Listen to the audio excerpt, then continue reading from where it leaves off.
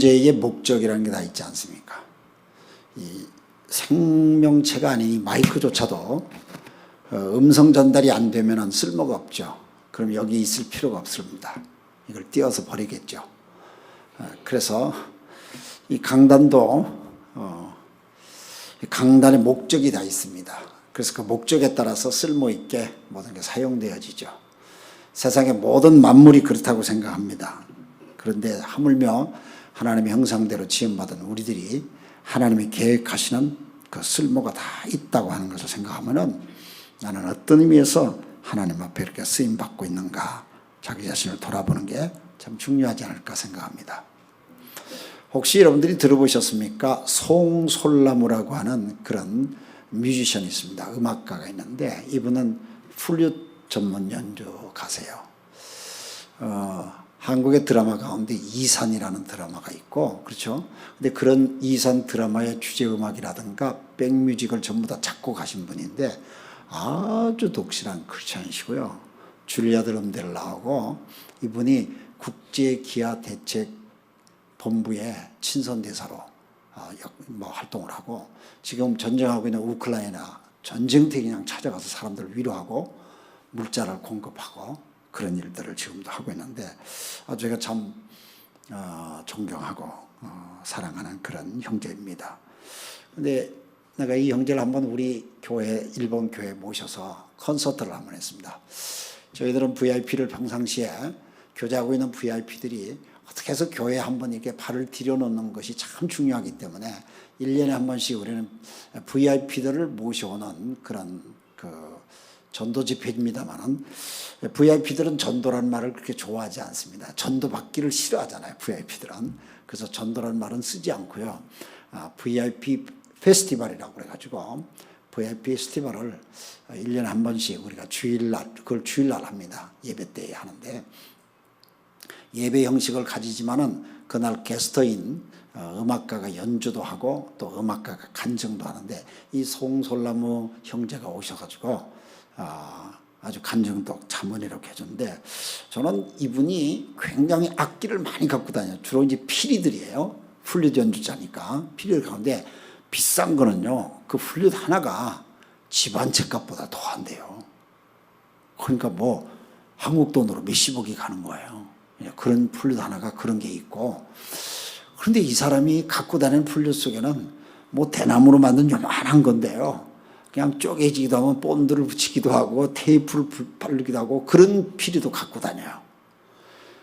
그런데 이분이 이렇게 깨진 나무통 같은 그 조그마한 대나무 같은 그 피리도요, 그분 손에만 딱 들려지면 얼마나 기가 막힌 음악이 나오는지 몰라요.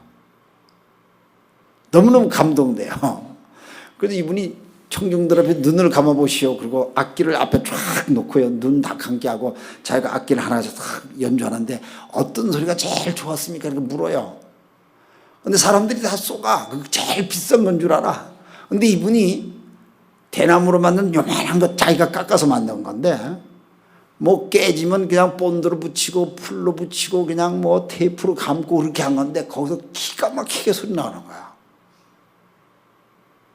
난 그걸 보고 저 사람 손에만 가면은 저런 소리가 나오구나. 흔들 얘기하죠. 악기들도 누구의 손에 붙들렸냐에 따라서 소리가 틀려지죠. 왜? 연주하는 사람의 테크닉에 따라 소리가 틀려지지 않습니까? 그래서 저는 하나님 앞에 우리가 쓰임받는다는 게 난 굉장히 중요하다고 생각해요. 세상의 모든 존재가 목적이 있듯이 이 세상에서 구원을 받아 하나님의 자녀된 우리들에게는 존재의 목적이 있고 하나님의 뜻을 이루는 사명에 따라 살리라고 믿습니다. 존 칼빈이 하나님께서 사람을 부르시는데 구원의 부르심이 있고 사명의 부르심이 있다고, 두 가지 부르심으로 우리를 부르신대요. 그러니까 하나님이 어떨 때 나를 구원시키려고 부르시는 것도 있고, 나한테 하나님께서 어떤 사명을 맡기시려고 부르심이 있다는 거예요. 저는 그렇다고 생각합니다.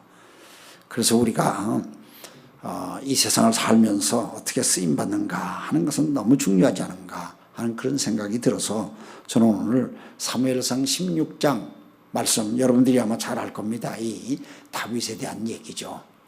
다윗이 하나님 앞에 쓰임받았던 이 내용이고, 또 오늘 본문에 보니까 하나님 앞에 쓰임을 받지 못했던 한 사람의 이름도 나옵니다. 사울이라는 사람의 이름이 나옵니다. 왕이죠. 그런데 오늘 함께 살펴보면서 은혜를 나누고자 합니다. 첫째로 저는 오늘 말씀해 보니까 다윗에 대한 말씀이 쭉 이제 11절부터 오늘 본문을 읽었습니다만은 사무엘이 다윗의 집을 찾아갔습니다. 물론 본문에는 다윗의 집이 아니고 이새의 집을, 다윗의 아버지입니다. 하나님께서 사무엘에게 미래의 지도자를 하나님께서 찾아서 하나님이 쓰실 사람을 찾도록 사무엘을 보냈습니다. 그래서 이새는 다윗의 아버지인데 그 집에 가서 그 집의 아들들 중에 하나님께서 쓰시겠다는 사람이 있으니 그 사람에게 머리에 기름을 부어라. 그렇게 하나님께서 말씀을 하셨어요. 이스라엘은 오래전부터 하나님의 종으로 부름받은 사람들이 머리에 기름 부음을 받는데 그중에 선지자로 부름받은 사람, 제사장으로 부름받은 사람, 또 왕으로 부름받은 사람들이 특별히 구별되어서 하나님 앞에 세워진다고 그들은 그렇게 믿었습니다. 그래서 사무엘 하나님의 종은 기름병을 가지고 그 집을 찾아갔던 것이죠. 근데 가보니까 첫째 아들, 둘째 아들 처음 다 보니까 아주 멋있게 생겨가지고 그 아들들에게 첫째 아들에게 너무너무 멋있어서 기름을 부을까 했더니 하나님께서 멈춰라 하는 거예요. 그 아들이 아니다. 저는 이 사무엘이 말이죠. 사무엘은 기도하는 사람이잖아요. 여러분 어머니 한나로부터 시작해가지고 기도로 낳았던 아들이고 이 사무엘이 성전에서 늘 엎드려서 기도하면서 하나님의 음성을 들었던 사람이죠. 이 사무엘이라는 사람도 하나님의 음성을 듣고 백성들에게 그 음성을 전하고 지도자들에게 하나님의 인도하심을 잘 증거하는 하나님께 귀하게 쓰임받았던 종이라고 볼 수 있죠. 그런데 이분이 다윗의 집에 가서 미래의 지도자를 찾으려고 하는데 하나님이 자기가 눈앞에 보면 참 근사한 아들이 보여서 마치 이 아들이 미래의 왕인 것처럼 느껴져서 그 아들에게 기름을 부으려면 하나님께서는 아니라고 멈추고 있으니 도대체 누가 하나님이 쓰시는 사람입니까? 사무엘은 아마 그렇게 의문을 가졌는지도 모르겠습니다. 그래서 그 집 사람들한테 모두 이 집에 아들이 더 없느냐 막 이렇게 막 물어요. 그래서 그 마지막 아들이 지금 들에서 양을 칩니다. 그게 다윗이었어요. 뭐 그런 얘기들이 나오면서 다윗이 나중에 부름받아서 머리에 기름을 받고 그가 미래의 왕으로, 다시 말하면 사울왕 이후의 왕으로 하나님께서 쓰시는 그런 종이 된다 하는 그런 얘기죠. 오늘 본문에 보면서 본문에는 그런 내용이 나오진 않는데 묵상하면서 제가 받은 은혜가 있어요. 첫 번째로 하나님이 쓰시는 사람은 특별한 사람을 쓰는 게 아니고 평범한 사람을 쓰신다는 걸 저는 오늘 본문에서 먼저 은혜를 받았어요. 저는 큐티를 하면서 큐티한 은혜를 가지고 성도들하고 이렇게 말씀을 나누는 그렇게 설교를 하는데 오늘 본문에 보니까 이 다윗이라는 사람이 평범한 거예요. 여러분한테 한번 여쭤보겠습니다. 여러분, 하나님은 똑똑하고 잘나고 실력 있고 이런 사람을 쓰실 것 같아요? 제가 다시 좀 질문을 할게요. 하나님께서 특별한 사람을 골라서 쓰신다고 생각하세요? 아니면 하나님께 쓰임 받으니까 특별하게 보이는 겁니까? 어느 쪽이에요? 전자요, 후자요? 후자. 그렇죠. 하나님께서 딱 쓰시면 모든 사람들이 그 사람이 특별하게 보이는 거예요. 참 이상해요. 제가 교회에서요, 막 시장에서 그냥 아무렇게나 산 옷인데도 제가 입으면 사람들이 오, 목사님 그거 멋있는데요. 그거 어디서 샀습니까? 막 물어요, 그냥. 내가 별로 볼품도 없는 사람인데 이상하게 교인들이 저를 존경해 주시고 사랑해 주시니까 내가 입는 옷들은 전부 다 아주 대단한 옷인 줄 그렇게 알아요. 아까 목사님이 신발을 보고 그 신발 괜찮네요 막 그러더라고요. 그래서 내가 목사님 이게 얼마짜리인 줄 아세요? 그래서 나는 이 신발이 40불짜리예요. 내가 그랬어요. 그래서 사람들이 내가 본 걸 다 귀하게 그렇게 보는 거야.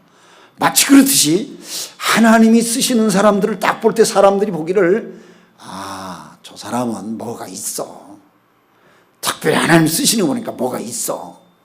뭐가 있기 때문에 하나님 쓰시는 거야. 공부를 많이 했다든가 실력이 있다든가 말을 잘한다든가 뭐 아주 지식이 있다든가 뭐 여러 가지로 우리가 그 사람이 하나님이 쓰실 만한 그런 거리가 있기 때문에 그 사람이 하나님의 쓰임을 받는다. 우리 그렇게 생각을 많이 해요. 근데 성경을 보니까 별 볼품 없는 사람들인데도 하나님이 딱 쓰시니까요. 하나님이 붙잡으니까 그 사람들이 모든 사람들이 존경을 받고요.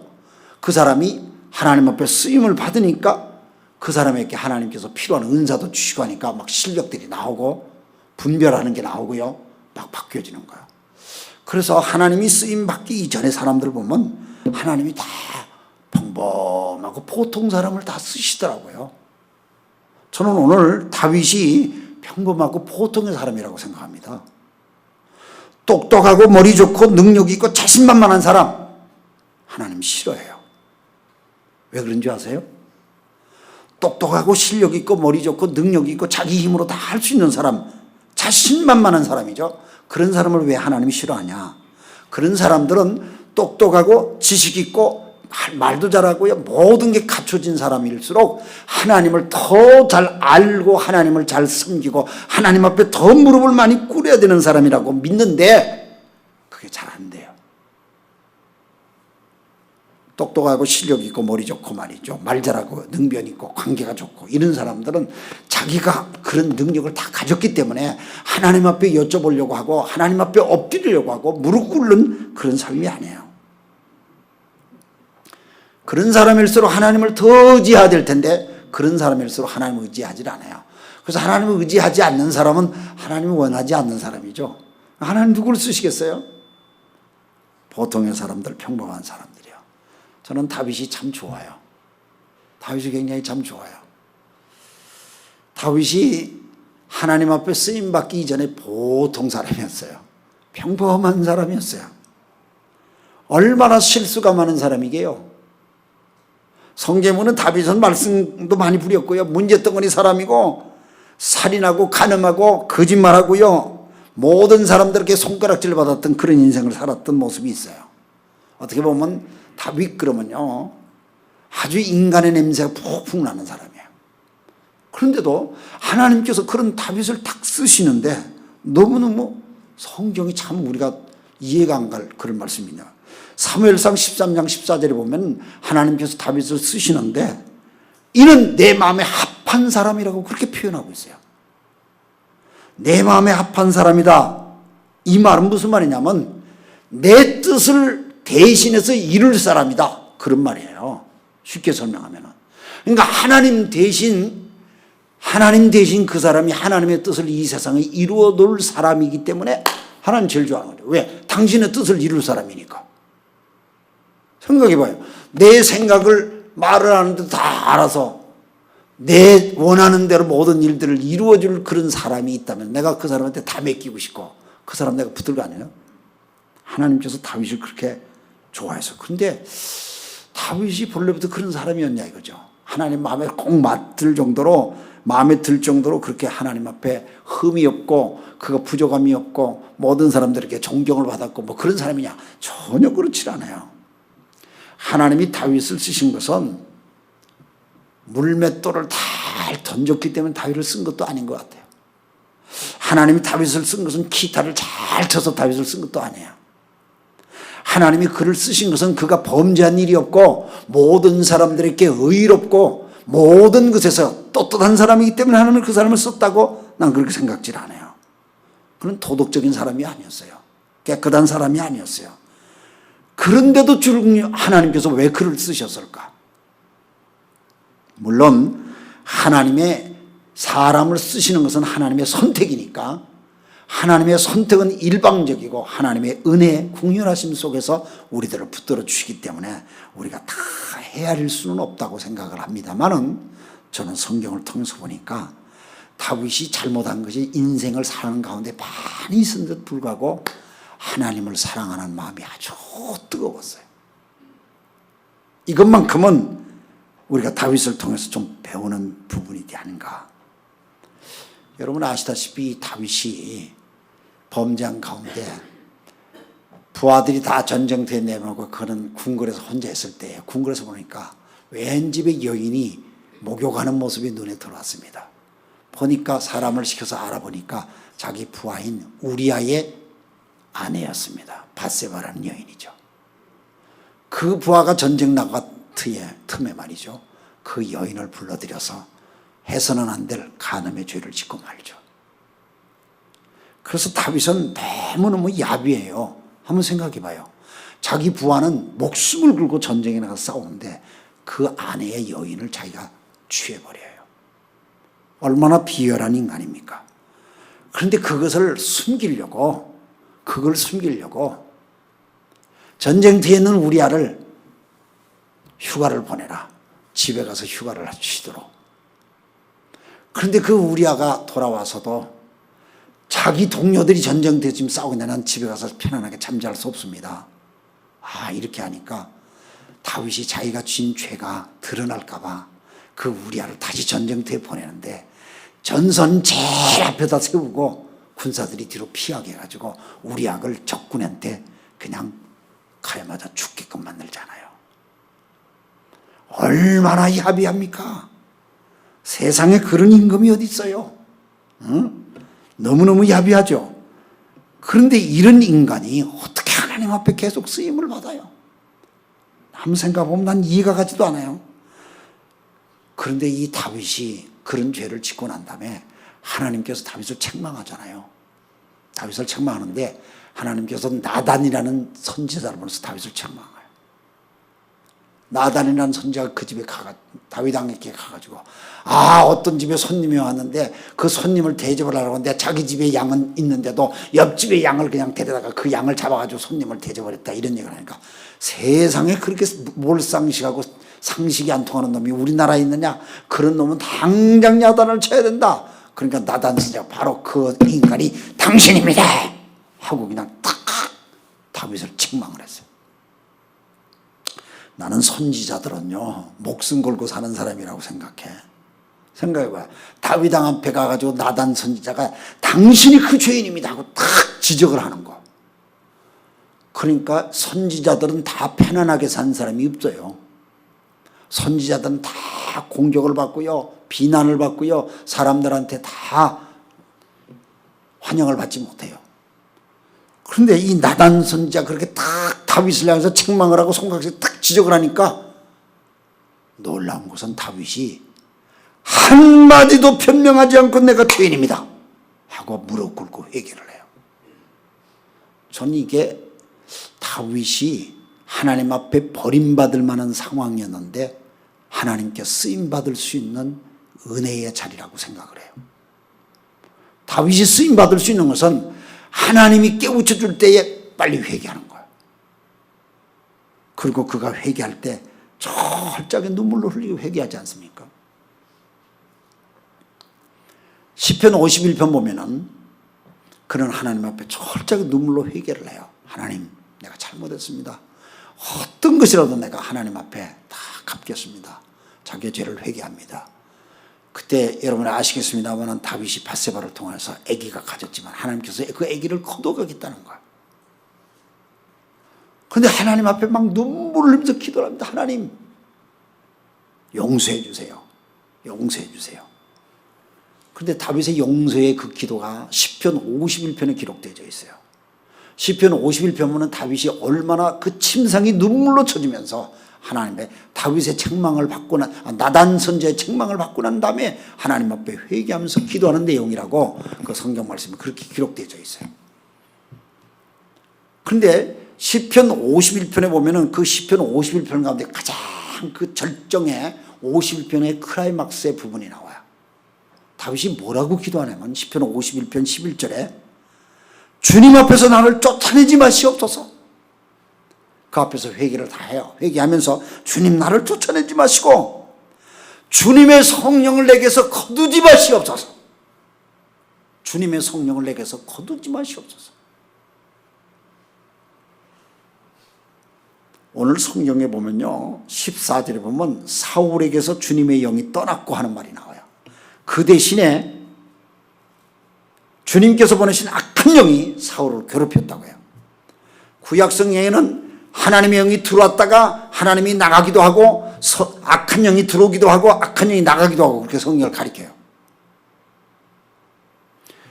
인간은 영적인 존재이기 때문에 자기가 원하든 원치 않았든 영의 영향을 받습니다. 거룩한 영의 영향을 받든지 악한 영의 영향을 받든지 둘 중에 하나예요. 나는 아무것도도 영향을 받지 않습니다. 없습니다. 영의 존재는 우리가 의식을 못할 상황 속에서 우리를 영향을 끼쳐요. 그런데 다윗이 오늘 이 사무엘상 16장 이 내용은 다윗이 아직 젊었을 때잖아요. 근데 이 사울왕은 벌써 여러 번 하나님 앞에 불순종을 했거든요. 불순종을 해서 하나님께서 이 사울왕을 이제는 사명이 끝났어. 그래서 새롭게 쓸 하나님의 종을 찾는 게 다윗인데, 다윗을 하나님께서 새로 세우려고 하는데 사울왕이 순종을 하지 않으니까 그에게서는 하나님의 영이 떠나요. 그리고 이 사울왕이 비참하게 나중에 죽어가요. 매일 악한 영에 시달려가지고 매일 흔들리는 걸.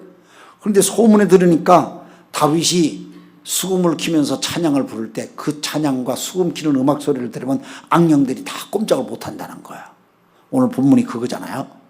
그러니까 다윗은 자기가 소년 시절에 이미 골리앗을 쳐부시는 그 경험도 했고요. 하나님이 함께 하실 때 어떤 능력이 나타나는 걸 경험을 했고, 동시에 하나님의 영이 역사할 때는 어떻다는 거, 동시에 하나님의 영이 자기로부터 떠나버렸을 때는 얼마나 무서운 결과를 초래한다는 사실을 다윗은 알았던 거예요.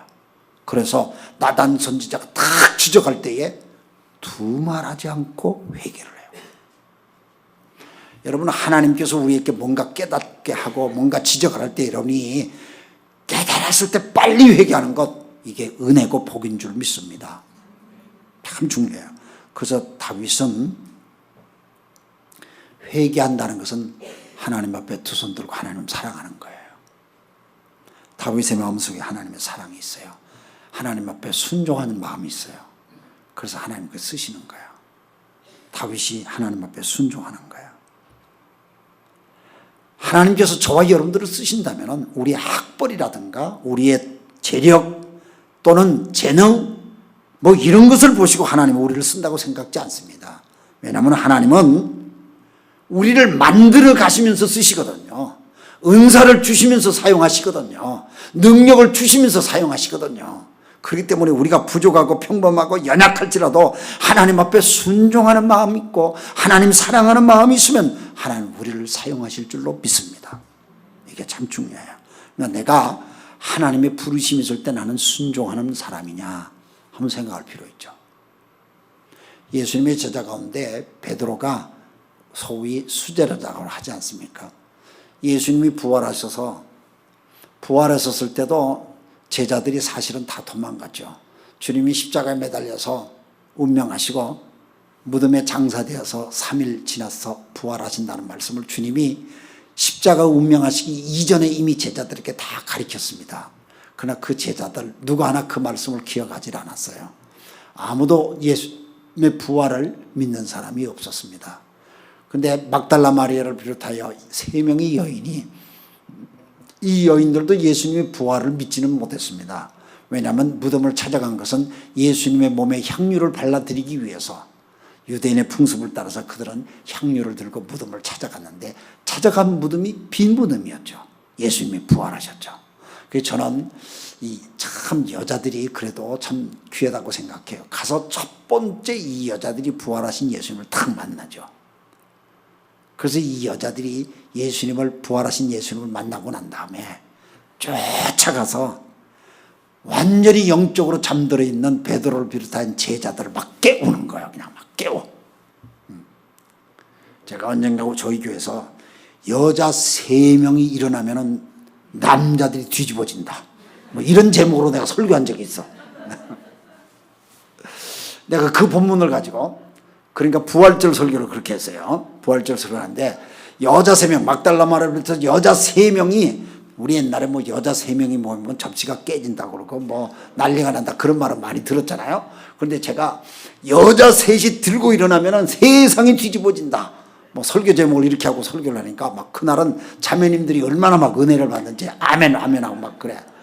근데 은혜 받는 거하고 그거 끝나고 나서요, 우리 교회 의사들이 한 몇 명 있고 간호원들이 좀 있거든요. 그 중에 처녀 의사가, 목사님 정말 여자 3명이 이렇게 하면 그렇게 능력이 나타납니까? 성경에 막달라 마리아하고 세 여자가 무덤을 찾아갔더니 예수님을 만나고 그 예수님을 만난 듯 그 부활의 복음을 들고 영적으로 잠에 취해 있는 남자들을 다 깨운 거 아니냐. 일들은 나중에 남자들을 하지만 남자를 깨우는 건 여자들이 하지 않았냐. 뭐 그러니까 그 말이 맞네요. 우리들이 어떻게 할까요? 우리들이 뭘 어떻게 할까요? 막 나한테 물어요. 그래서 내가 그 자매는 의사예요. 닥겠지라는 의사인데 저희 교회 오시면 늘 봐요. 성가대 지휘를 해요. 이 의사인데 음악을 아주 잘하는 자매예요. 독일 선교사한테 전도를 받아서 대학 시절에 예수를 믿고 저 지방의 의과대학을 졸업해서 의사가 돼서 동경에 나왔는데 동경에서 나왔을 때 저를 만났어요. 그러니까 독일 선교사를 통해서 예수를 믿게 됐지만은 믿음을 자란 것은 저한테 25살에 만나가지고 25세 만나 지금 55이야. 근데 아직도 싱글이야. 그런데 이 자매가 내가 한 18년 전에 그 설교를 해서 18년 전에 그 설교를 그 은혜를 받고 목사님 우리 여자 셋이 모이겠습니다 막 이러는 거야. 무슨 일을 하려고 또 그랬더니 이 자매가 자기가 하나님 앞에 결단을 하고 왜냐하면 여자 셋이 야 너희들은 의사 간호원들 아니냐. 그럼 너희들이 각각 종합병원에서 근무하는데 나와가지고 병원 한번 차려보자. 아 그래요? 이러더니 딱 병원에다 사표를 내고 전부 다 교회로 모였어. 간호원 3명하고 그 의사하고 4명이서 모였어. 그래가지고 마침 우리 교회가 새로운 예배당을 건축하고 새로운 지었기 때문에 옛날 예배당 건물을 그냥 팔기는 아깝기도 하고 여기서 병원을 한번 해보자. 그리고 병원을 했어요. 그런데 뭐 컨설팅 회사가 조사를 다 해보니까 여기선 병원 하면 석 달 만에 다 망할 거래. 그런데 그러니까 이 자매들이 그냥 뭐 다 낙심이 돼가지고 목사님 여기서 병원이 안 된다는데 어떡할까요? 막 그래서 너희들이 하나님의 인도하심에 따라 살래? 세상 사람들이 데이터 가지고 살래? 내가 그렇게 물었더니 하나님 인도하시면 살래요. 그럼 안 되는 것처럼 보이더라도 인도하며 순종하면 하나님이 역사하지 않겠냐. 그러니까 이 자매들이 나한테 그래요. 목사님 그럼 우리가 막 봉급도 못 받고 하면 밥하고 김치 주실래요? 그래요. 근데 주마. 그런데 그래서 병원을 차렸어요. 조그만 클리닉을 차렸어. 큰 뭐 종합병원이 아니고 의사 한 사람에 간호원 3명 뭐 그렇게 해서 병원을 차렸는데 그리고 이제 어떤 병원이냐면은 이 방문 병원에서 이제 찾아오는 환자들을 진료도 하지만 호흡기 내과가 전문이에요. 그래서 그 진료도 하지만은 그러나 집안에서 나이가 많아가지고 집안에서 드러놓이는 환자들이 많거든요. 일본 국가 예산에 제일 많이 지출되는 것이 노인네들이 병원비로 나가는 거예요. 보험으로 병원비로 나가는 게 국가에서는 제일 많이 나가요. 국방 예산보다 교육비보다 그게 제일 많아. 그러니까 노인네들이 조금만 아파도 이제 한국과 일본은 의료보험제도가 비슷하거든요. 무조건 병원 입원하려고 그러거든. 입원하는 사람이 많을수록 병원비가 많이 들어가니까 국가 돈이 많이 나가잖아. 일본도 똑같이 한국과 일반 사람들은 병원에 가면은 자기 진료비의 30%만 내면 돼. 70%는 의료보험공단에서 나와. 그리고 노인네가 되면은 75세가 나오면은 자기 진료의 10%만 병원비를 내고 90%는 국가가 나와. 좋죠? 일본 오세요. 그런데 이 자매들이 병원에서 우리가 뭐냐면 집안에서 있는 환자들을 돌보는 것을 일주일에 3일간 그 일을 하고 3일간은 병원에서 진료를 해요.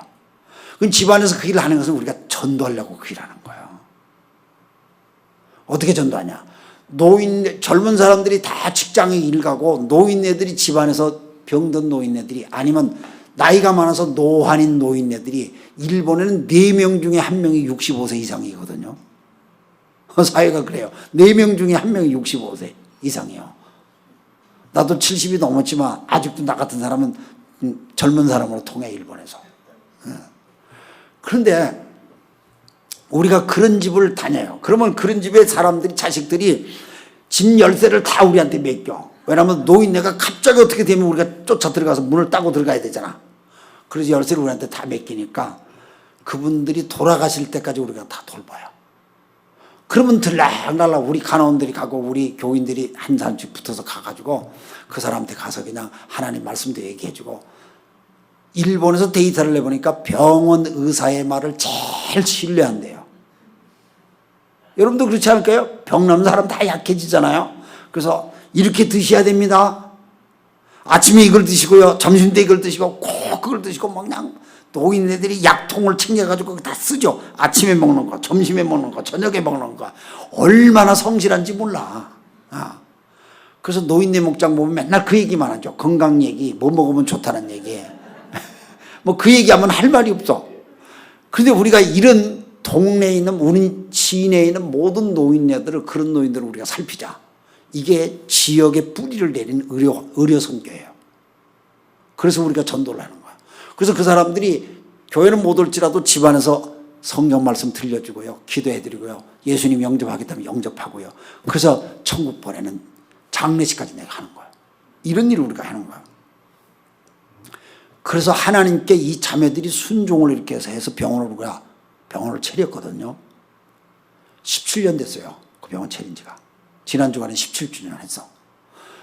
그런데 종합병원에 근무할 때보다 월급을 2배씩 받아. 2배씩 받아요. 그래, 2배씩 받으면서도요, 나한테 용돈을 안 줘, 애들이.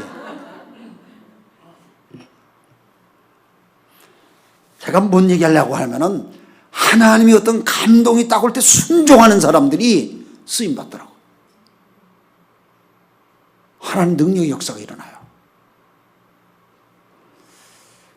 베드로가 그렇게 부활한 예수님을 목격을 했는데도 불구하고 고기 잡으러 가잖아요. 갈릴리 고기 잡으러 가가지고 밤새도록 그물을 내는데 한 마리도 못 잡아.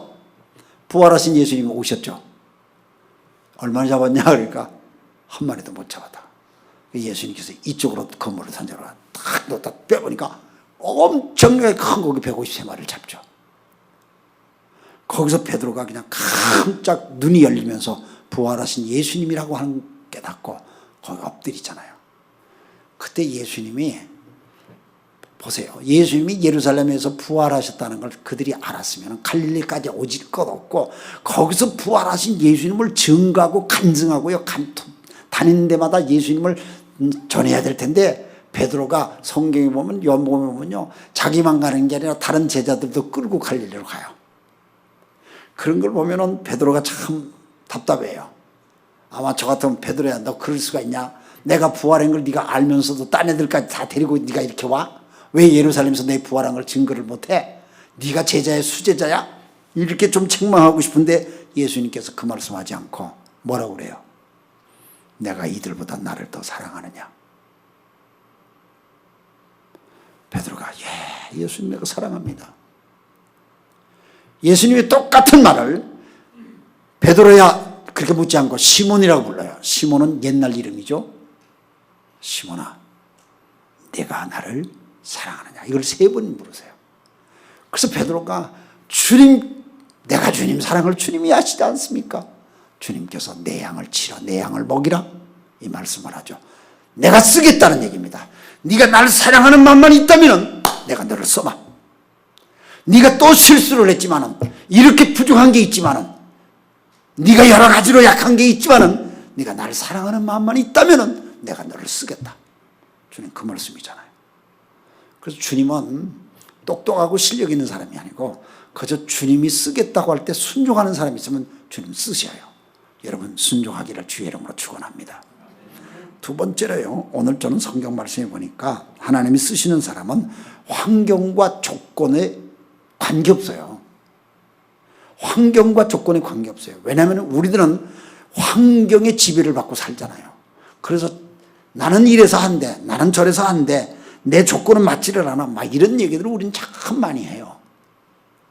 저도 그 생각을 참 많이 했어요. 왜냐하면 나는 뭐 실력도 좀 부족하고요, 뭐 생긴 거 보세요, 내가 뭐 등치가 큽니까, 뭐가 있어요. 공부를 내가 뭐 많이 한 것도 아니고요, 좋은 학교다, 뭐 공부는 여러 가지를 하긴 했습니다만은 좋은 학교를 그렇게 나온 것도 아니고 뭐 그래요. 그런데 오늘 16장 11절 말씀에 보면은 다윗이 몇 번째 아들이냐면 사무엘이 물어요. 이세 그 다윗의 아버지한테 이 집에 자식이 더 없습니까? 그러니까 막내가 아직 남아있긴 합니다만 걔는 지금 양떼를 치러 바깥 들판에 있어요. 그렇게 얘기해요. 그러니까 다윗이 8번째 막내 아들이에요. 막내 아들이요. 하나님 앞에 쓰임 받으려면 장남이든가 못해도 차남이든가 뭐 이래야 되는데 아니 막내 아들이야. 그리고 다른 아들은 다 집에 있는데 다윗은 들판에서 그냥 형들 밑에서 치닥거리만 하고 그냥 살던 보잘것없는 인생이었다는 얘기입니다. 근데 다윗이 쓰임을 받아요. 저는 6남매의 순서로는 넷째예요. 위에 형님 2분 있고 누님 있고 내가 4번째예요. 아들로는 셋째 아들이고. 근데 우리 맏형은요, 맏형이라고 집에서 항상 뭐가 있으면 새 옷을 사주더라고. 근데 그 밑에 딸이니까 누님이니까 누님도 또 역시 새 옷이야. 근데 맏형하고 둘째하고 나이 차이가 나니까 누님이 끼어 있으니까요. 거긴 또 새 옷이야. 근데 내 위하고 내하고는 차이가 별로 안 나니까 나는 바로 둘째 형의 옷을 물려받는 거야. 그럼 난 맨날 헌 옷이야. 근데 이 둘째 형이 요즘은 그런 애들이 없는데 옛날에는 있었잖아. 이 코 흘리게 애들이 있었잖아요. 우리 둘째 형이 코를 잘 흘렸어요. 코를 흘리면 꼭 이걸로 이렇게 닦어. 이렇게 닦는데 그래서 항상 여기가 뺀질뺀질해요. 근데 그 옷을 내가 물려봤는데 난 그게 얼마나 싫은지 몰라. 그냥 뭐. 왜 나는 새 옷을 안 사줍니까? 막. 야, 이러면 너 형이 물려받으면 됐지, 그렇게. 그래서 저는, 왜 나는 왜 장남으로 못 태어났나. 그리고 내 밑엔 또 여동생, 남동생이 있어. 나하고 형한테 물려받은 거니까 나는 내가 입고 나면 막 허들허들해지니까 그 밑에는 또 새 옷을 사주더라고. 그리고 내 밑에 남동생하고 나하고는 연년생이라 나이 차이가 안 나. 그러니까 나는 걔가 태어나는 바람에 나는 엄마 젖도 제대로 못 먹고 자라가지고 우리 형제들 중에 키가 제일 적어. 내가 그렇게 불쌍하게 자랐다고. 그래서 나는 내가 이렇게 그러니까 맨날 집에서도 밥상에 들어오면 아버지가 먼저 수저를 떠야 되고요. 그 다음에 맏형이 또 해야 되고. 난 순서기다는 밑에 것들은 어린 것들이라고 막 응석을 부르면서 막 하고 나는 항상 양보를 해야 되고 참아야 되고 막 이래야 되니까 늘 나는 막 불만이 많았어 그냥. 왜 나는 이런 환경에서 태어났냐고. 제가 얘기했잖아요. 우리는 이북에서 피난을 와가지고 경상도까지 피난 갔어요. 그래서 경상도 대구에서 피난 갔는데 우리 아버님 어머님이 아버님은 공무원을 했고 어머님은 서문시장에서 포목점을 했어요. 포목이 천장사를 하는데 근데 이 서문시장 옆에 우리 집이 또 있었고 그런데 이 서문시장은 그 동네 사셨던 분은 혹시 아실려나 모르다. 이 서문시장은 그렇게 불이 잘 났어요. 옛날에 그렇게 불이 잘 나는데 제가 어렸을 때요 중학생 때 불이 1년에 2번이 났어요. 불이 추석 명절에 불 나고 설 명절에 또 불이 난 거야. 그러니까 명절 대목을 봤으니까 다 막 가게에 뭐 물건들도 많고 그런데 그 불이 홀라당해서 다 타고요. 막 그게 집에까지도 불똥이 튀고 막 아주 어려움을 겪었습니다. 그러니까 불이 처음에 한 번 나가지고는 아버님이 어떻게 다 해가지고 또 꾸려가지고 또 집도 다 수리도 하고 다 이렇게 하시더라고. 그런데 그렇게 하고 나니까 2번째 이렇게 나고 하니까요. 뭐 집안이 완전히 기울어져 가지고 빚을 진 사람, 빚쟁이들이 찾아와가지고 막 난리치고 하는데 빚쟁이들이 찾아오는 날엔 꼭 우리 아버지가 나보고 집을 보라고 그래. 그리고 어머니 아버지는 어디 갔다 오셔. 그래가지고 나는 막 어릴 때 중학교 1학년, 2학년 막 요때에 막 빚쟁이들이 와서 막 얼마나 나한테 막 야단치는 소리를 많이 들은지 몰라요. 참 난 아버지 어머니 막 그때 막 형은 맏형은 그냥 군대 가버리고 말이죠. 둘째 형은 막 다른 친척 집에 가 있어버리고 누님은 시집 가버리고 나는 내가 그냥 집에서 아들로서 그냥 막 제일 큰 놈이 돼가지고 내가 집을 지키다 보니까 빚쟁이들한테 얼마나 내가 야단을 맞는지 몰라. 그런데 굉장히 참 서러웠어요. 그런데 하도 그렇게 막 뭐 세무서에서 나와가지고 뭐 돈을 안 갚다고 해서 뭐 이렇게 딱지를 막 붙이더라고. 그건 뭐 빚진 세금을 안 낸 집에다가 그거 붙이는 거래. 그러니까 뭐 집에 문도 열지도 못하고 벽장을 열지도 못하고 천장을 열지도 못해. 막 그런 어려움을 막 어렸을 때 겪은 거예요. 그런데도 아무리 어려워도요, 세월은 가더라고요. 시간은 가더라고요. 그래서 그 시간을 지나고 난 다음에 어느 날 내가 목사가 돼가지고 서울에서 교회를 개척하고 선교사로 나가서 막 일을 하고 막 어려운 일들도 많이 경험을 했죠. 막 서울에서는 예배당도 불이 나가지고 막 어려움이 있고, 저는 왠지 불하고 그렇게 관계가 많어. 그런데 그럴 때마다 이상하게 덤덤해요. 그냥 뭐 두려움이 없어. 그래서 어느 날 내가 생각해서, 어릴 때 하나님께서 나한테 이때를 위해서 그때부터 훈련을 시키셨나, 이런 생각이 막 드는 거예요. 그러니까 하나님이 환경과 조건에 관계없이 쓰신다는 거예요. 그래서 저는 아주 어려운 상황에서도 그냥 견뎌요. 어려움을 많이 경험을 했어요. 저는 얼굴은 참 부모님의 은혜로 곱상하게 생겼는데, 저는 참 어려움을 많이 경험을 했어요. 뭐 얘기하면요, 깜짝깜짝 놀래요. 저희 어렸을 때 서울이 얼마나 추웠어요. 영하 25도, 영하 28도 막 이랬어요. 근데 영하 20도, 25도 영하 있을 때 2년 동안 겨울에 바깥에서 잤어요. 바깥에서. 그럴 정도로 고생을 했어요. 부모님이 있는데 고학을 하는 식으로 공부를 했어요. 그런데 그런 환경, 그런 조건인데도 하나님께서 어떻게 나를 이렇게 인도하시고 역사하셨는지, 하나님께 내가 쓰임받는 주의 종이 된 거예요.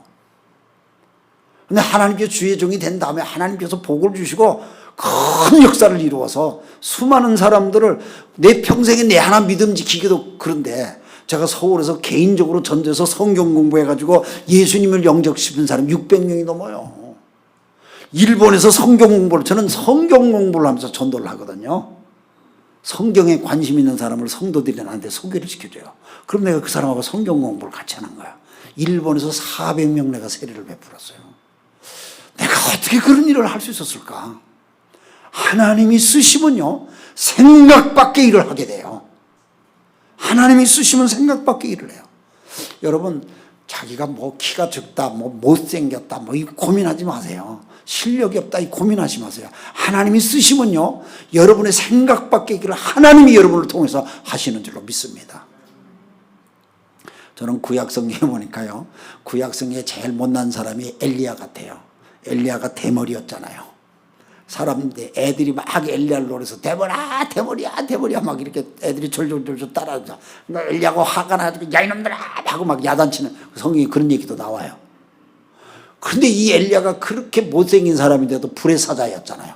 하늘에서 불이 떨어지게 하고요, 능력의 사람이었잖아요. 그러니까 우리의 외모라든가 조건이라든가 뭐 이런 거 신경 쓰지 마세요. 하나님이 쓰시면요, 그거 아무것도 아니에요. 오히려 그게 더 멋있게 보이는 거예요. 신약 성경에 보니까요, 제일 못생긴 사람이 바울이에요. 매부리 크고요, 아주 추남이었다고 그래요.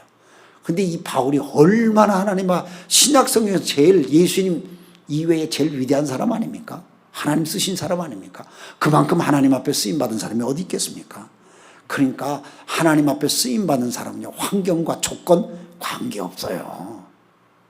여러분들이 미국에 사시면서 환경과 조건 때문에 여러 가지로 고민하는 것 때문에 다 떨어보시기 바랍니다. 하나님이 나를 붙드시고 하나님이 나를 쓰신다면 환경과 조건 개의치 않으시고 얼마든지 하나님의 영광을 위해서, 그 하나님의 나라를 위해서 쓰임받게 된다는 얘기죠. 다윗이 들판에 있었습니다. 막내였습니다. 형들은 집에서 다 편안하게 있는데 그는 들판에서 허드렛 일을 하고 있었습니다. 요즘 말로 하면은 형들은 집에서 텔레비 보고 게임하고 있는데 이 막내 다윗은 들판에서 양들의 냄새를 맡으면서 다 치우면서 그런 일을 했던 거죠. 묵묵히 그 자리를 지켰던 거죠. 하나님이 그 다윗을 쓰셨어요. 이게 참 중요해요.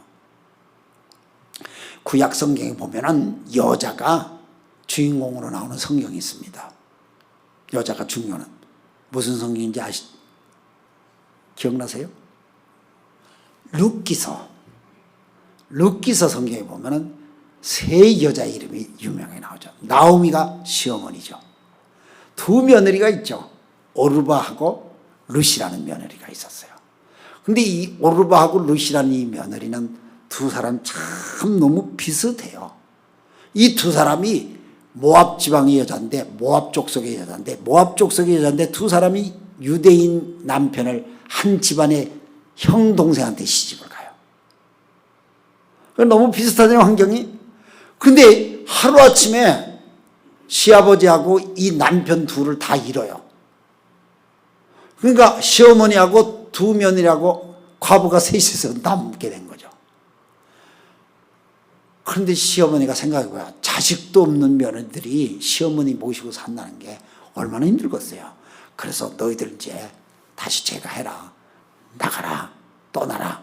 그런데 이 두 며느리가 아니에요. 우리 안 갑니다. 시어머니하고 같이 있을 겁니다. 이렇게 하는데 어느 날 맏며느리라고 하는 오르바라는 며느리는 어디 간지 안 보여요. 그런데 이 르시라는 둘째 며느리가 어머니, 저는 어머니 가시는 곳에 나도 가고요. 어머니 머무는 곳에 나도 있고요. 어머니 좋아하는 건 나도 좋아하고요. 어머니 믿는 하나님 나도 믿고요. 그러면서 어머님하고 늘 살게 되고 그 자리를 지켜요. 너무 아름답지 않습니까? 아니 자식도 없고 홀 시어머니를 누가 그렇게 모시겠다 그러겠어요. 그런데 루시라는 여인이 그렇게 해요. 그랬더니 이 어머니가 감동이 됐던지 이 어머니가 지혜를 해서 자기 친척 가운데 보아스라는 사람이 있어가지고 그 보아스라는 사람이 추수 때 이렇게 오는데 너 그 들판에 가가지고 그 보아스라는 사람의 밭에 가서 떨어진 벼이삭이 이스라엘은 꼭 추수할 때에 다 추수하지 않고 좀 떨어지는 걸 그냥 놔둬요. 왜냐하면 가난한 사람들이 와서 그걸 먹게끔 하기 위해서. 그래서 그 며느리를 루시라는 며느리를 거기 밭에 가서 떨어진 벼이삭이라도 좀 주워와라. 그렇게 하다가 그 며느리가 순종해서 시어머니 말을 듣고 거기 나가서 주다가 보아스라는 그 밭의 주인을 만나가지고 사랑이 싹 트는 드라마가 룻기사 아닙니까? 그래서 두 사람이 결혼을 하게 되죠. 쉽게 말하면 시어머니 나오미가 자기 과부가 젊은 과부가 된 룻이란 둘째 며느리를 자기 친척 보아스한테 소개시켜서 결혼시켰던 그런 내용이 룻기사였거든요. 여러분 이 룻이라는 여인이 그렇게 해서 보아스하고 결혼해가지고 그 자식이 태어나잖아요. 자식이 태어났는데 그 자식이 태어나는 게 누구냐? 이새라는 사람이요. 이새라는 자식 밑에 태어나는 게 다윗이라는 거예요. 그러니까 이 룻이라는 사람은 다윗의 할머니가 된 거죠. 뭘 얘기하는 거 아니? 이 룻이라는 여자는 자기 자리를 떠나지 않고 그 자리에 늘 그 자리에서 있더니 하나님 앞에 쓰임받는 소위 예수님의 족보의 이름이 들어가는 사람이 되어버린 거예요. 아브라함과 다윗의 자손 예수 그리스도의 세계라. 마태복음 1장에 그거 보면은 그거 나오잖아요. 그러면서 그 자리를 지킨 이 룻. 그러나 언젠가 자리를 떠나버리고 보기 전은 오르바라는 여인. 저는 지금까지 찾아봐도 오르바라는 여인이 어디로 간지 모르겠어요. 자리를 지키는 사람이 쓰임받는 거예요. 여러분 목자를 하시다가 목련을 하시다가 그냥 내려놓고 싶을 때가 있을지 모르겠어요. 그런데 자리를 지킬 때에 하나님께서 그런 사람을 붙들어서 크게 열매를 보게 하실 줄로 믿습니다. 반드시 봅니다. 그런데 우리가 떠나고 싶을 때가 있어요. 포기하고 싶을 때가 있어요. 그때 마귀가 자꾸 유혹하거든요. 떠나지 마세요. 그냥 떠나지 않으면 여러분들이 영광을 경험하게 됩니다.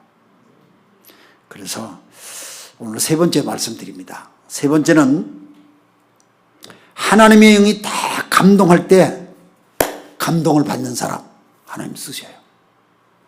하나님이 감동을 주시는데 이 감동을 이렇게 거부하는 사람이 있어요. 하나님이 감동을 주실 때 아멘, 은혜를 주실 때 아멘 하고 이렇게 받아들이는 사람이 있어요. 받아들이는 사람을 하나님이 쓰신다는 거예요. 13절의 말씀을 보면요. 사무엘이 기름이 담긴 물병을 들고 그의 형들이 둘러선 가운데 다윗에게 기름을 부었다. 다윗에게 기름을 부었대요. 그러자 주님의 영이 그날부터 계속 다윗을 감동시켰다. 그런데 하나님이 이렇게 감동을 계속 주어도 그 감동을 따르지 않는 사람이 있잖아요. 받아들이지 않는 사람인데 다윗은 그 감동대로 사는 거예요. 그 그 감동대로 사는 게 이게 참 중요해요. 하나님 쓰시는 사람은 늘 감동을 주네. 하나님의 감동이 임할 때 하나님이 나와 함께 한다는 뜻이에요. 그게 여러분이 기도할 때도 감동이 있을 수 있고요, 여러분이 하나님의 말씀을 들을 때도 감동이 있을 수 있어요. 우리들에게 뭔가 감동이 돼. 감동이 오면은 하나님 뜻대로 살고 싶어져요. 하나님이 나한테 감동을 주시면 그 감동 속에 기도가 나오면 기도가 더 힘이 있게 돼요. 여러분, 기도도요, 내 힘으로 하는 기도가 있고요, 하나님의 감동 속에서 하는 기도가 있습니다. 참 중요해요. 내 기도는 내 형편과 처지와 상황에 따라서 기도 제목을 붙들고 기도하는 거예요. 다시 한번 말씀드릴게요. 내 힘으로 하는 기도는 내가 뭐 돈이 필요하다, 뭐 학교를 가야 된다, 뭐 취직을 해야 된다, 누구를 만나야 된다, 무슨 문제가 해결돼야 된다, 이건 나의 주변에 있는 상황들을 가지고 기도하는 거야. 물론 그런 상황들도 우리를 기도의 자리로 나가게끔 해요. 하나님께서 그런 상황들도 간섭하신다고 생각을 해요. 그런 것도 기도하세요.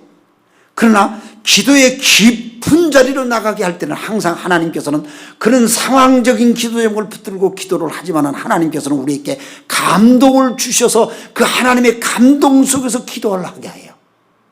소위 주어지는 환경의 기도 제목을 붙들고 기도하는 게 아니라 하나님의 감동 속에서 하나님의 영이 나로 하여금 기도하게끔 한다는 거 말이에요. 하나님의 영이 나로 하여금 기도를 하게끔 만들어요. 기도를 하게끔 해요. 그래서 하나님의 영이 기도 소리를 나오게 하는 거야. 내 입술을 주장해요. 내 마음을 주장해요. 내 생각을 주장해요. 그래서 나로 하여금 기도를 자꾸 하게끔 하는 거야. 그래서 그 기도하다 보면 어떨 때는 내가 환경과 조건에 따른 그런 기도를 하다가 기도 제목이 바뀌어서 딴 기도를 막 할 수도 있어요. 하나님 나한테 기도를 시킨다 그 말이죠. 감동받아서 하는 거야.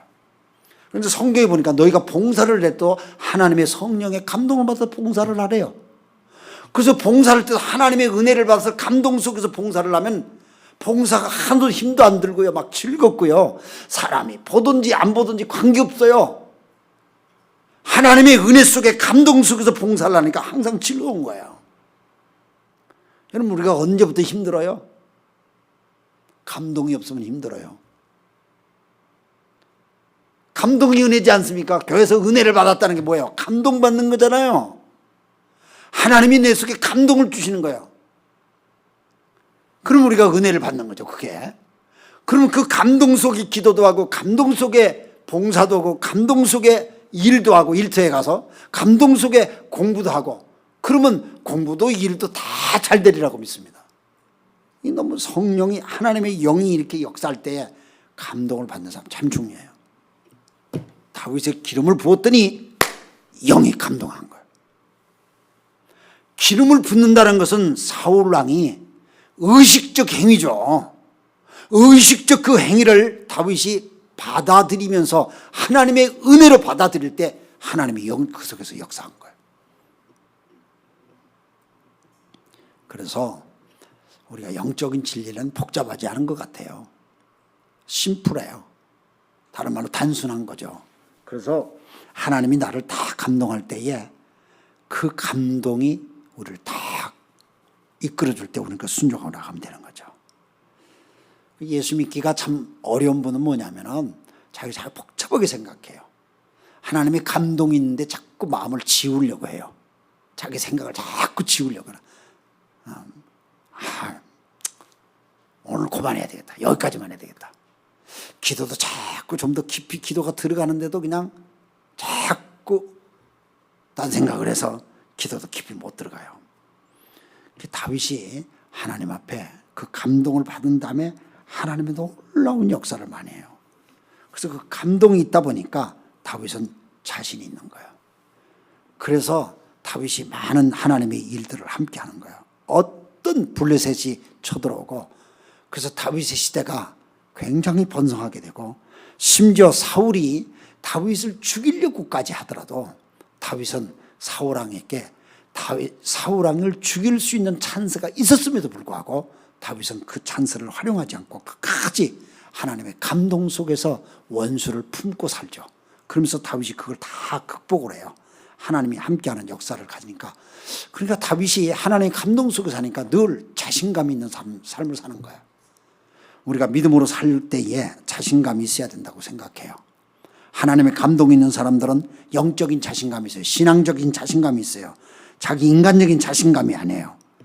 그래서 세상의 인간적인 자신감을 가진 사람은 자기보다도 더 가진 사람을 보면 자신감을 잃어버려요. 근데 우리는 하나님께로부터 오는 그런 자신감을 가졌기 때문에 우리는 하나님을 바라보는 거예요. 우리의 감동이 하나님께 있고 우리의 모든 결과가 하나님께 있어요. 그래서 목자의 사역이라든가 목녀의 사역이라든가 아니면 불신자들의 관계 속에서도 사람을 용서한다든가 사랑한다든가 이 모든 것들이 하나님께서 주시는 자신감과 은혜 속에서 우리 하기 때문에 소위 하나님의 영에 감동된 사람으로 살 때에 그 모든 걸 다 극복하는 거예요. 우리 인생에 골리앗 같은 것이 나타난다 할지라도 하나님의 감동이 있으면 다윗이 골리앗보다도 더 위대한 하나님을 보고 나갔기 때문에 골리앗을 아무렇지도 않은 거예요. 자기 형들은 그 골리앗 앞에 벌벌벌 떨었어요. 이스라엘 군사들은 다 벌벌 떨었습니다. 그러나 다윗은 그 골리앗보다 더 위대한 하나님을 보고 그 앞에 나갔던 거죠. 하나님의 영에 감동된 사람은 다 그렇다고 생각합니다. 그래서 우리가 하나님의 영에 감동돼서 뭐든지 하셔야 돼요. 신앙생활도 하나님의 영에 감동돼서 하세요. 성경 말씀이 하나님의 영에 감동된 사람이 성경을 기록했대요. 여러분 그 정도 아시죠? 하나님의 영에 감동된 사람이 성경을 기록했잖아요. 그러면 성경을 읽는 사람도 하나님의 영에 감동되어야 성경이 제대로 읽어지지 않겠어요? 그래서 우리가 성경을 펴서 읽기 전에 주여 나에게 영의 눈을 열게 해 주시옵소서. 내가 말씀을 읽을 때 이 말씀이 내 귀에 쏙쏙 들어올 수 있도록 하나님이 나를 감동시켜 주시옵소서. 하나님의 영에 의지하는 기도를 하고 성경을 펼쳐야 돼요. 그래야 말씀이 살아있어서 나를 이끄시는 거예요. 기도할 때도 하나님의 영으로 기도하세요. 봉사를 할 때도 하나님의 영으로 하세요. 무슨 계획을 세울 때도 하나님의 영으로 계획을 세워보시기 바랍니다. 그래서 자꾸 하나님의 영으로 하기 위해서는 하나님의 영, 성령, 거룩한 영 이런 표현들이 많이 나오는데 하나님의 영에 대한 표현들을 많이 쓰세요. 기도할 때 성령님 저를 주장해 주세요. 내 속에 계신 성령님이 나를 이끌어 주세요 하고 자꾸 자신들을 그렇게 고백을 하고 그분께 나가시길 바랍니다. 그러면 하나님이 여러분에게 감동하시고 여러분을 이끌어 주시고 뭔가 말씀으로 깨달을 때 그걸 잡으세요. 감동이 올 때 헌신하세요. 헌신은 시간적인 헌신이 있어요. 물질적인 헌신이 있어요. 몸으로 드리는 헌신이 있어요. 그러면 하나님께서 더 크게 쓰셔요. 하나님의 영광을 위해서. 마치 다윗이 하나님의 마음에 합한 자인 것처럼 그 말은 하나님의 뜻을 이루는 사람으로 인생을 살게 되는 거죠. 그래서 다윗은 모든 사람이 그렇게 고대했던 성전 건축을 준비를 다 끝내죠. 그 아들 때 물론 다죠. 솔로몬 때 짓습니다만은 지을 수 있는 모든 준비를 이 다윗이 완전하게 해놓는 거죠. 하나님이 원하는 뜻을 준비했다는 거 아닙니까? 저는 여러분들을 통해서 하나님께서 하시는 계획이 크다고 생각합니다. 특히 가츠 패밀리 이 지역에 수많은 영혼들을 여러분들이 구원시켜야 될 귀중한 하나님의 은혜의 사명이 여러분들에게 있다고 생각합니다. 여러분 하나님이 여러분들을 붙들어 쓰시려고 할 때는 사양하지 마세요. 물러서지 마세요. 뭔가 하나님이 감동이 있으면 순종하세요. 여러분들이 난 보잘것없습니다 하고 자꾸 도망다니지 마세요. 부족하다고 생각하지 마세요. 나는 부족해요. 연약해요. 아무것도 못해요. 그러나 그분이 내 인생을 탁 붙들으면 그분이 원하는 대로 나는 쓰임받는 주의 종 될 줄로 믿습니다. 그리고 감동 주실 때 그 감동 속에 기도하시고 그 감동 속에 하나님 앞에 이르시길 바랍니다. 그러면 성령 충만한 하나님의 역사가 여러분들 속에서 놀랍게 일어날 줄로 믿습니다. 이제 우리 한번 찬송하고 좀 기도하는 시간 좀 가졌으면 좋겠어요. 우리 반주 제가 두 손 들고 찬양합니다 하는 찬송 있죠. 두 손 들고 찬양합니다. 다시 오실 왕 여호와께 오직 주만이. 네, 이 찬송 우리 같이 좀 불렀으면 좋겠어요.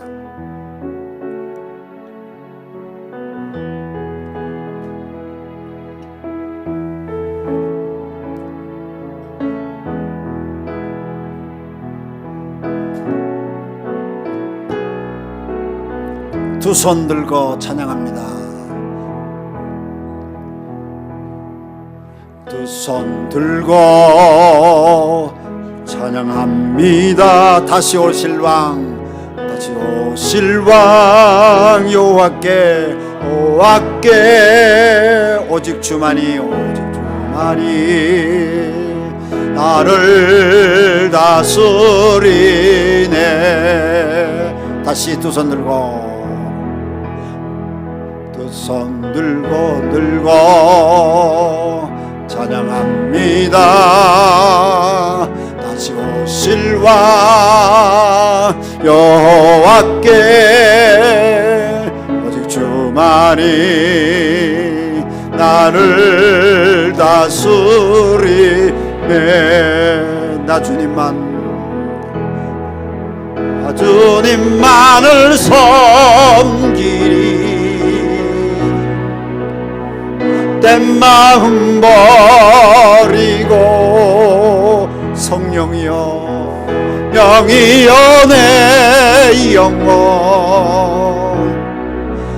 충만하게 하소서. 주님 앞에 내 생명 드리리. 예, 우리 자리에서 일어나시겠습니다. 일어나서 다시 한번 찬송합시다. 두 손 들고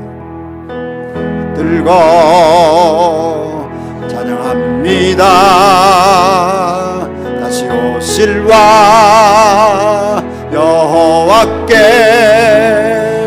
오직 주만이 나를 다스리. 두 손 들고 찬양합니다. 두 손 들고 찬양합니다. 다시 오실 왕 여호와께 오직 주만이 나를 다스리네. 나 주님만을 섬기리. 나 주님만을 섬기리. 헛된 마음 버리고, 헛된 마음 버리고 성령이여 내 영혼, 성령이여 내 영혼 충만하게 하소서. 충만하게 하소서. 주님 앞에 내 생명 드리리라. 나 주님만을 섬기리. 나 주님만을 섬기리. 헛된 마음 버리고, 헛된 마음 버리고 성령이여 내 영혼, 성령이여 내 영혼 충만하게 하소서. 주님 앞에 내 생명 드리리다.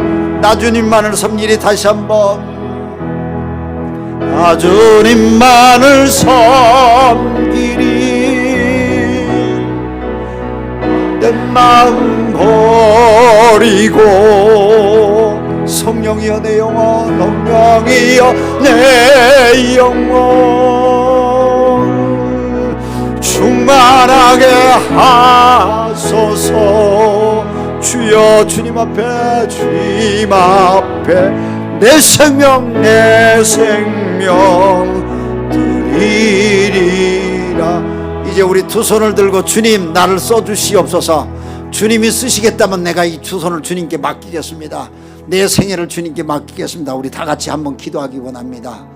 주님 우리를 쓰시기를 원합니다. 주님 우리를 쓰시기 원합니다. 여러분을 향하여 주님은 또 쓰시기를 원합니다. 주여, 주여, 우리를 불쌍히 여겨주시고 주님 우리를 사용하여 주시옵길 원하고 기도합니다.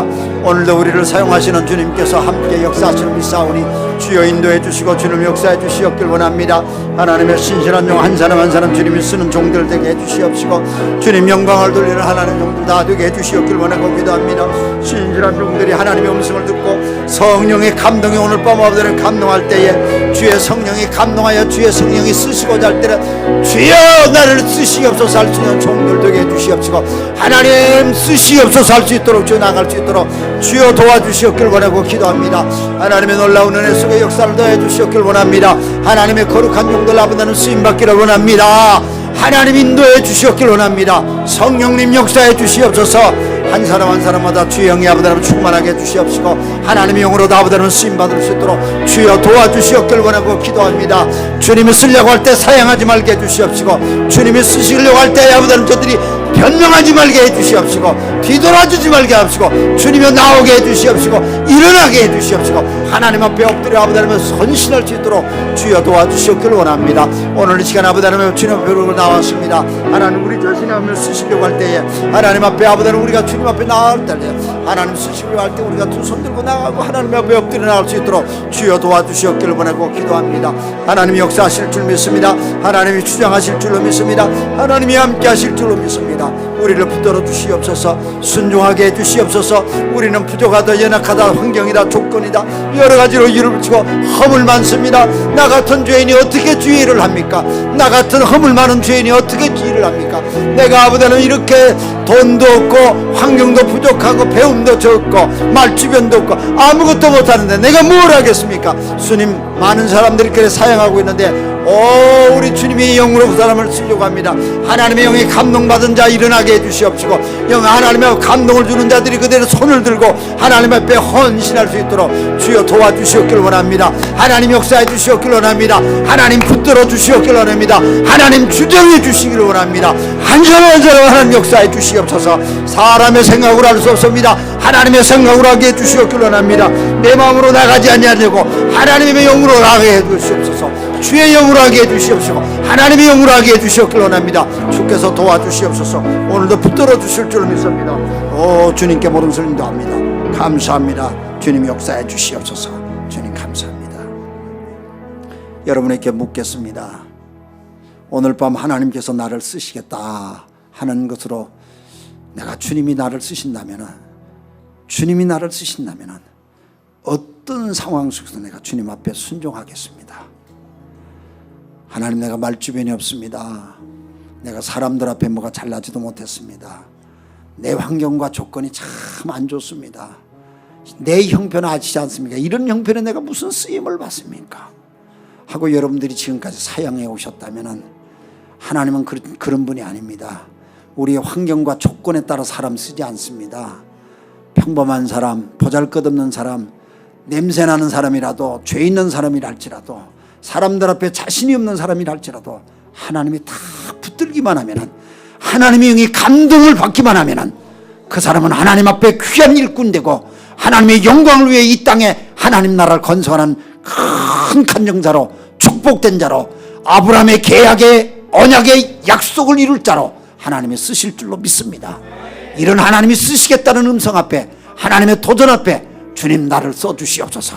여러분 손들고 하나님 앞에 헌신할 자 없으십니까? 하나님 앞에 하나님이 쓰신다면 나는 잘 모르겠습니다. 그러나 하나님이 쓰신다면 순종하겠습니다. 그런 분이 있으면요 강당 앞에 나와서 한번 엎드려 보세요. 하나님 나를 쓰신다면 하나님께서 나를 쓰시고 역사하신다면 하나님 내가 엎드려서 하나님 앞에 순종하겠습니다. 우리가 하나님 앞에 엎드려서 주님 앞에 한번 기도하기를 원합니다. 하나님 나를 붙들어 주세요. 하나님 역사해 주세요. 하나님 저를 붙들어 역사해 주세요. 저는 보잘것 없습니다. 내가 할 수 있는 능력이 아무것도 없습니다. 그러나 하나님이 쓰시겠다면 내가 순종하겠습니다. 어떤 형편으로 나를 쓰시는지 난 모르겠습니다. 하나님 목자로 쓰시는지 목녀로 쓰시는지 모르겠습니다. 하나님 나를 쓰시겠다면 하나님 나를 어떤 장소에서 하나님의 일꾼을 어떻게 쓰시는지 모르겠습니다만 하나님이 사용하신다면 하나님 나를 써주시옵소서. 하나님 나를 붙들어 주세요. 이제 여러분이 기도하실 때에 이 종이 여러분들 하나님 앞에 엎드려서 기도하는 종들을 위해서 기도하겠습니다. 안수기도 해드리겠습니다. 그래서 하나님 앞 기도하세요.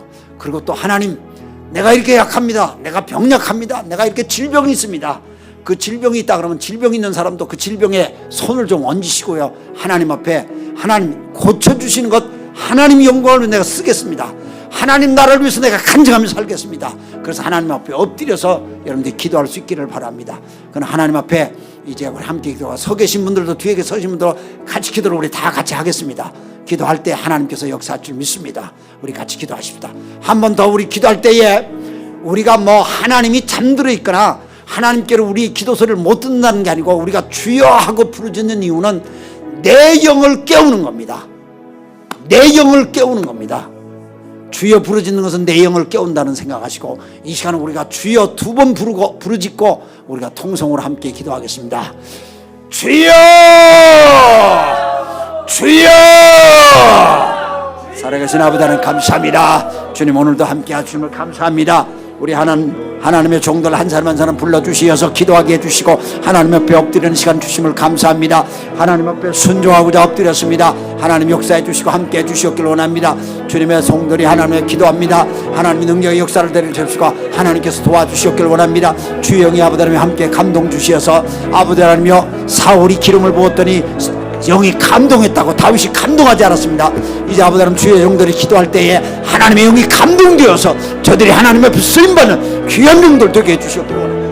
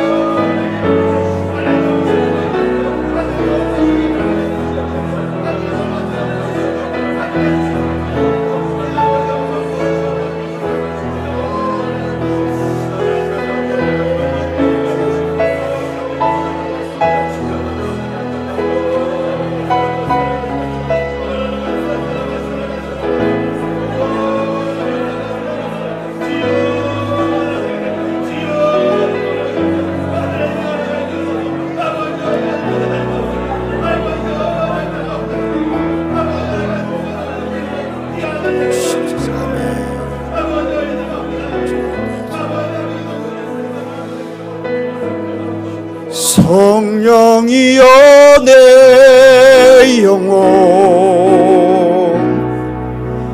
충만하게 하소서.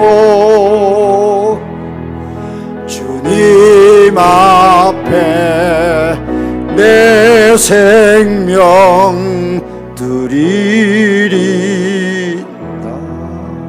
성령이여 내 영혼, 성령이여 내 영혼 충만하게 하소서. 주님 앞에 내 생명 드리리라.